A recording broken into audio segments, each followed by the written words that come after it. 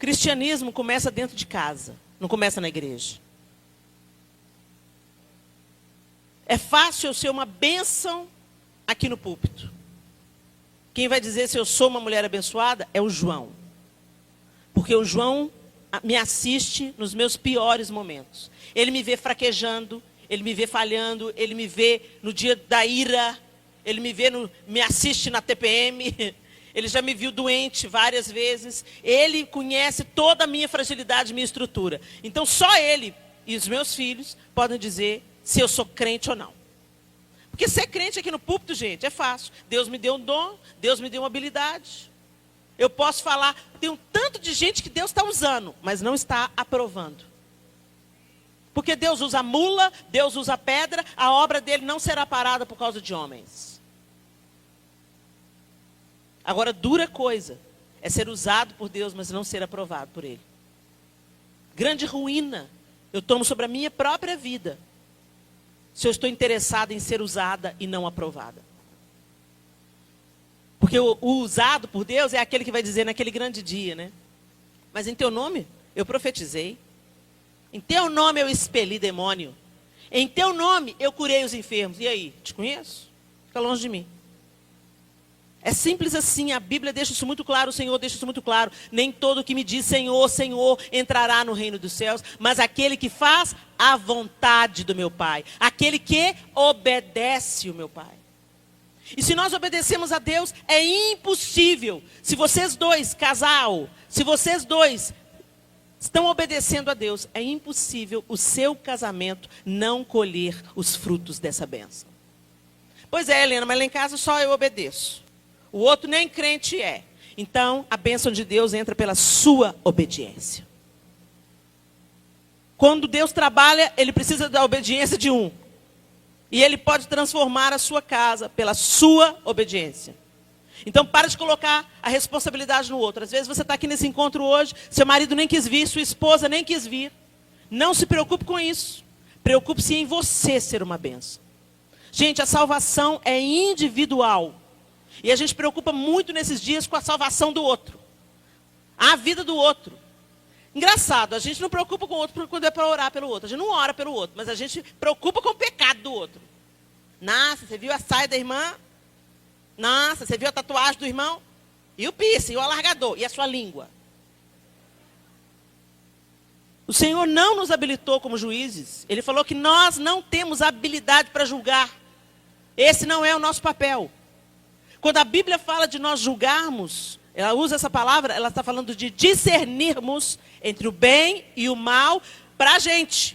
Então você vê o que é mal e se afasta do mal. Você julga o mal, você julga a circunstância, você julga a reação, e você escolhe para você fazer diferente. Mas você não coloca ninguém no céu e nem no inferno. Só Deus tem essa habilidade, porque só Ele conhece a história completa do início ao fim. Só Ele sabe como é o coração humano. Só Ele sabe o que levou as pessoas a andarem por esse caminho. Por isso que existirá um julgamento.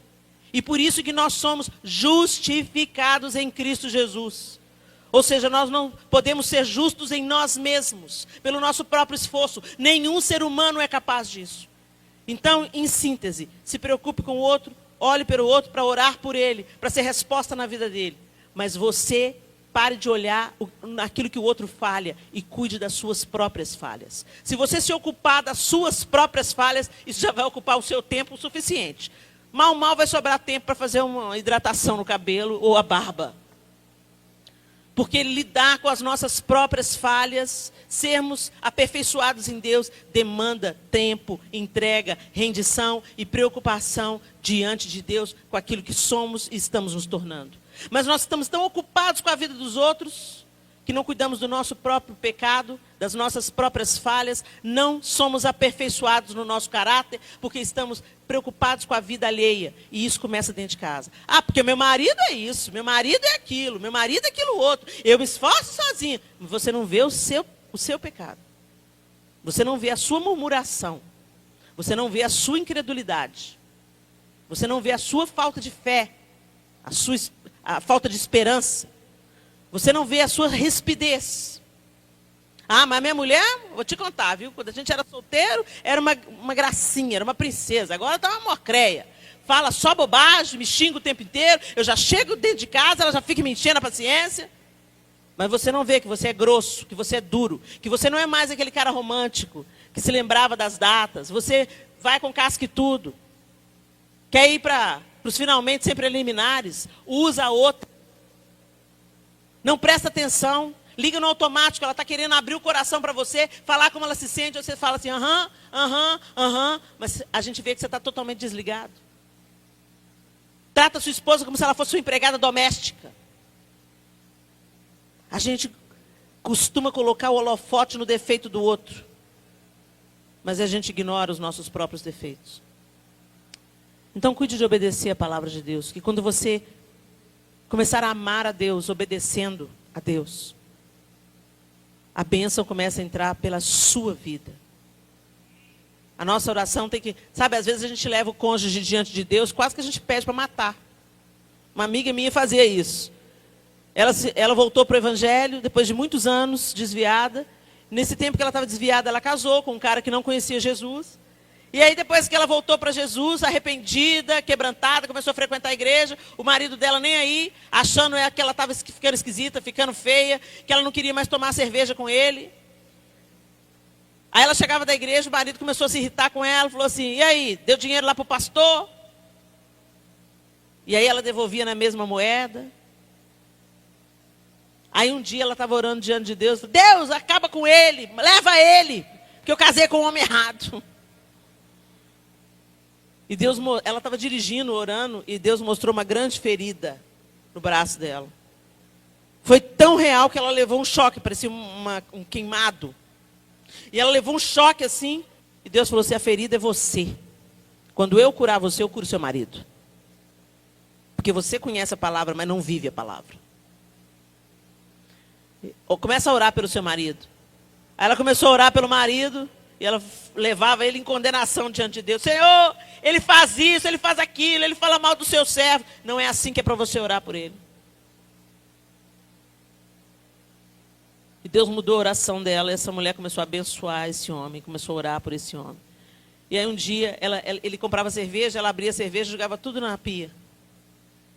Ele queria matar ela. E ela vinha orando por ele há um tempo, nada acontecia. Aí Deus falou para ela assim, aí um dia ele estava na garagem com um amigo de Goró. E Deus falou com ela assim, ele tem cerveja na geladeira. Abre a cerveja, faz tira-gosto e leva para ele. Como é que é? Não queira ensinar o Espírito Santo a trabalhar. O Espírito Santo sabe o que faz. Mantenha-se alinhado com ele. E ela preparou o tira-gosto que ele mais gostava. Abriu a cerveja, estupidamente gelada, colocou o copo para ele e para o amigo. E desceu as escadas com a bandeja, tudo arrumadinho. Chegou na garagem, ele estava lá com um amigo dele, ele olhou para ela, olhou para a bandeja, olhou para a cerveja. Palhaçada é essa? Ela falou, palhaçada nenhuma. Eu estou servindo você e seu amigo. Deixou a bandeja e saiu. Daqui a pouco ele tratou de dispensar o amigo. Subiu com a bandeja. Colocou a bandeja em cima da pia, pegou a cerveja. Jogou na pia e falou assim, nunca mais você faça isso. Mas você não gosta? Nunca mais faça isso. Nunca mais ele bebeu cerveja. O que Deus fez, o que passou pela cabeça dele? Não tenho a menor ideia. Mas Deus trabalha. Preocupe-se você em obedecer o Senhor. E obedecer ao Senhor é a maneira de amá-lo. Não adianta você frequentar a igreja e ser empregado de Deus, trabalhar para Deus, fazer tudo para Deus, sendo que você não ama e não obedece a Deus dentro da sua casa. E é impossível a gente amar a Deus sem obedecer. É tão interessante que essa semana eu li uma frase que um dos ladrões que estavam do lado de Jesus foi salvo. Para que houvesse esperança. Mas só um. Para que as pessoas não se distraiam. para que as pessoas se arrependam. Ele podia ter salvado os dois? Podia. Um teve a atitude de entrar debaixo da misericórdia de Deus. O outro zombou. E Jesus disse a um só: você estará comigo no paraíso. Hoje as pessoas banalizam a graça e pensam: não, hoje tem Jesus, a gente pode pecar. Não. Deus continua sendo o justo juiz. E Ele envia os profetas. E a palavra dele está sendo pregada. E as pessoas têm acesso à palavra pela televisão, pelo YouTube. Mas a porta da graça vai se fechar. Juízo vai ser executado. E ele começa pela casa de Deus. Saul zombou. Saul se sentiu tão seguro. Não, Deus me ungiu. Deus me ungiu, estou ungido. E aí ele começou a tomar decisões pela própria cabeça. E pareceu agradável aos olhos de Saul que a sugestão dos soldados fosse melhor do que a ordem de Deus. E muitas vezes nos nossos relacionamentos a gente acredita nisso. Que o conselho da amiga seja melhor do que a ordem de Deus. Que o conselho de colega de trabalho, ou do psicólogo, ou do conselheiro, seja melhor do que a ordem de Deus. Então sabe aquela sua amiga que fala: seu marido está te enchendo muito a cabeça? Larga esse homem para lá, a fila anda, minha filha. Mas o que a palavra de Deus diz? Que ele odeia o divórcio. O que a palavra de Deus diz? Honra os teus votos. O que a palavra de Deus diz? Se te obrigarem a andar 1 milha, anda 2. Se te mandarem contigo, te pedirem a túnica, dê também a capa. Perdoe até 70 vezes 7. Mas às vezes a gente pega só parte da palavra de Deus, aquela que é fácil de cumprir, e essa a gente assimila. Mas aquilo quando estreita para a nossa carne, choca com a nossa vontade, aí a gente descarta. Mas Deus continua o mesmo. E o que parece ser bom para você, nem sempre é bom para Deus. Nem sempre coincide com a vontade de Deus. Então obedeça a Deus. Porque é melhor obedecer do que sacrificar. E isso em todos os âmbitos. Mas nós estamos nos referindo especificamente nessa manhã ao seu relacionamento familiar, ao seu casamento. Quanta impiedade nós trouxemos para a nossa cama. Porque parece legal. Todo mundo está fazendo. Todo mundo vai no sex shop, gente. O que tem? A gente tem que apimentar o casamento. E a gente pega o modelo da pombagira e traz para a cama. E ela é insaciável. Hoje ela te pede isso, amanhã um pouquinho mais, amanhã um pouquinho mais, amanhã um pouquinho mais. E quando você pensa que não, Satanás está mandando no seu relacionamento sexual. E te parece bom. Como pareceu bom a Saul, as ovelhas e os carneiros gordos como sacrifício.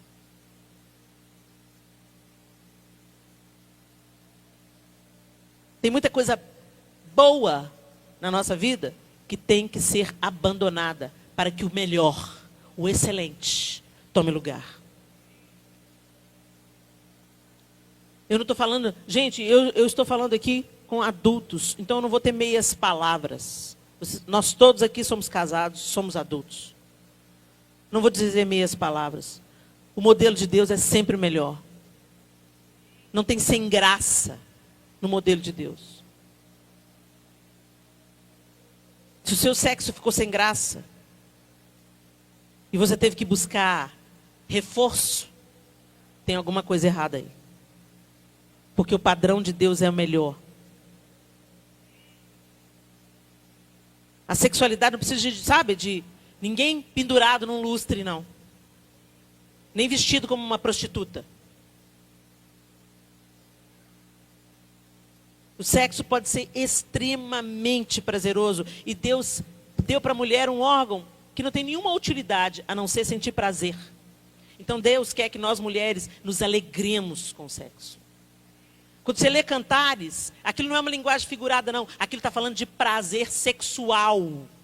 Deleite que Deus deu para os seus filhos, mas que nós trocamos pelos manjares de Satanás. Por isso a gente se tornou uma cisterna sem fundo. Começa com um sexo diferente, depois passa para uma pimentada aqui, uma pornô ali para aquecer. vamos para um motel, para um ambiente diferente. Não, vamos lá e tal. Daqui a pouco vira sexo grupal. Está acontecendo swing entre crentes. Crente até o diabo é. E aí quando vem a devastação na próxima geração. Porque não pense você que o seu pecado sexual não afeta a próxima geração. Vocês acham que nós chegamos nesse mar de impiedade que nós estamos vivendo hoje por causa de quê? Nós chamamos, nós autorizamos Satanás a atingir os nossos filhos. Quando nós desobedecemos ao Senhor e trazemos o modelo de Satanás para a nossa sexualidade. E o resultado está aí. Uma galera perdida na sua sexualidade. Uma galera confusa. Uma galera órfã. Pergunta para 80% dos homossexuais como é que é o relacionamento deles com o pai. A mãe é super poderosa. A mãe resolve tudo. Mulher macho. Ela é independente, ela trabalha, ela faz, ela acontece. E o pai é um banana. Ou um cara violento. Um cara duro. Um cara que não sabe o que é paternidade. Porque paternidade é correção, é limite, é segurança. Mas também é amor, é colo, é afirmação. Meu filho, eu amo você. Está tudo trocado. Nos divorciamos do modelo bíblico e nos casamos com a novela. Nos casamos com o BBB. Nos casamos com a literatura desse tempo, com as ideologias desse tempo. E queremos ter uma próxima geração saudável? Não vai rolar. É tempo de nós nos arrependermos como pais e chorarmos e pedirmos, Senhor, lava a nossa cama, lava a nossa impiedade no sangue de Jesus e tem misericórdia dos nossos filhos por tudo que nós já praticamos. Por que Deus mandava matar os adúlteros, gente? Vocês já pararam para pensar nisso? É porque Deus é mau? É porque ele tinha que interromper o fluxo do pecado, da proliferação da impiedade. Naquela época não tinha Jesus, o sangue de Jesus não podia entrar. E se matasse todos os bezerros do mundo, não ia dar. Eu tenho cá para mim, que ele perdoava. Se aquele casal que tinha adulterado se arrependesse, isso não é teologia não, tá gente? Isso é a opinião da Helena, abre aspas. Eu tenho cá para mim, porque Deus é um Deus misericordioso. Que ele contemplava o coração, e se houvesse arrependimento genuíno, que ele perdoava. Que aquelas almas poderiam ser salvas. Que ele poderia trazer para si aquelas almas. Mas ele tinha que aplicar a justiça, o remédio, para que cortasse a iniquidade pela raiz. Mas hoje, a sede de justiça dele é saciada em Jesus. Não precisa matar mais. Mas não significa que as consequências não aconteçam. Então é muito sério as decisões que você toma. Ah, Helena, mas sabe, o sexo está tão sem graça. Ora. Você pensa que Deus não se importa com o seu prazer? Quando era solteiro, era aquele agarramento no portão. Aí casou, fica aquele negócio xoxo, sem graça. As meninas vão para a cama como ovelha muda perante os seus tosqueadores. Mulher vai, vou lá, né? Cumprir minha obrigação, né? Porque senão ele vai cair no pecado. Para! Não é isso que Deus tem para você, não, mulher. Deus tem alegria para você no sexo. Vinho novo, Ele quer derramar na sua sexualidade. Põe a mão na sua cabeça e ora por você. Eu passei por isso. Depois de 3 filhos, um atrás do outro. Serviço braçal pesado. Eu mantendo a camisa passada, a comidinha feita, a casa limpinha, os meninos em ordem. Pensei, meu marido está feliz. Você pode manter a casa toda em ordem. Se a linguagem de amor dele é o toque físico, michou. E ele chegou para mim um dia e falou assim, Helena, você não me ama mais? Nossos filhos pequenos, 2 de mamadeira, 2 de fralda. Eu não te amo mais? Vontade de socar a cara dele. Por quê? Porque você não quer namorar mais comigo. O quê?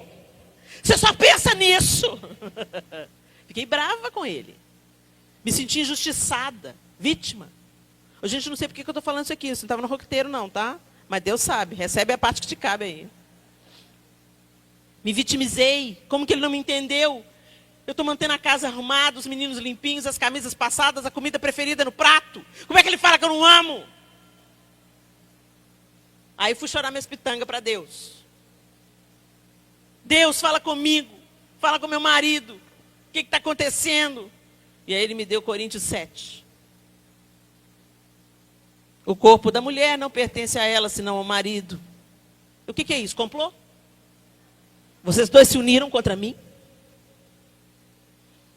Mas é melhor obedecer. É melhor obedecer. Deus foi claro. Eu estava orando sobre isso, sobre a minha sexualidade. E eu estava me justificando. Eu estou cansada, eu estou exausta. Ainda tenho que namorar com o marido. Que luta. Uma vez por mês, tá bom.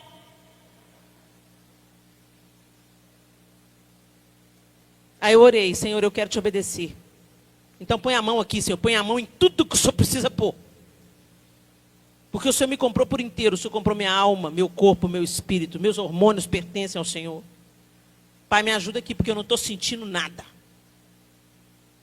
Quando o João chegou, eu falei com ele, meu bem, fui orar sobre a nossa situação. Deus me deu Coríntios 7. A olho dele começou a ficar iluminado. E significa que eu nunca mais te digo não. Parecia que eu tinha dado um presente de Natal para uma criança. Ele falou assim, então hoje tem? Tem. E eu fui como ovelha muda perante os meus tosqueadores. E foi horrível. Foi horrível, foi péssimo. Mas ele ficou feliz. Eu falei, Senhor Deus, me ajuda. O Senhor vai precisar de me ajudar mesmo, Senhor. Espírito Santo de Deus, o meu corpo é seu, me ajuda. Porque não, ele não está funcionando, ele não está respondendo, não, Jesus. Põe a mão aqui, Espírito Santo. Por que você pensa que você não pode falar sobre isso com Deus? O diabo emporcalhou o sexo, mas o sexo dentro do casamento é lindo, é saudável. Deus fez, quem inventou o sexo foi Deus, não foi Satanás. Ele roubou e emporcalhou o sexo. Mas pensa, como que uma vida é gerada? Um novo ser humano é forjado pelo sexo. Olha que coisa mais linda, mais perfeita. O nosso padrão é Deus, não Satanás. Por isso, volte para o modelo original. A segunda vez, já não foi tão ruim. No terceiro dia, a pedra do sepulcro rolou. Eu experimentei no sexo comum o que eu nunca tinha experimentado nos nossos anos anteriores de casamento. Onde há obediência, Deus ordena a bênção. Foi uma mudança radical na nossa vida sexual. Antes de, depois de. E não precisa de nenhum estímulo externo. A Bíblia é a palavra, o Senhor é o dono do sexo. E Ele tem deleite, alegria, plenitude para os seus filhos. Então não abra mão e peça ao Senhor para restituir o que o diabo roubou de você.